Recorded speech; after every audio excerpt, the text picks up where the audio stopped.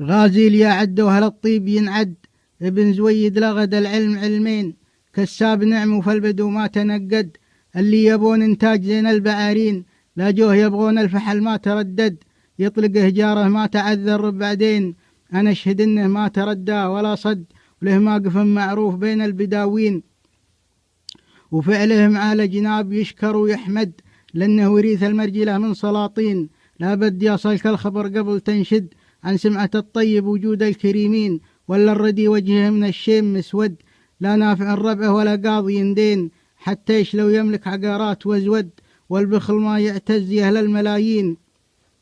واعلم ترى شكات بقع تعدد، أنواعها واشكالها تعمي العين، وكل شمع الأيام يرحل وينفد، وتبقى الفعول الغانمة للكريمين.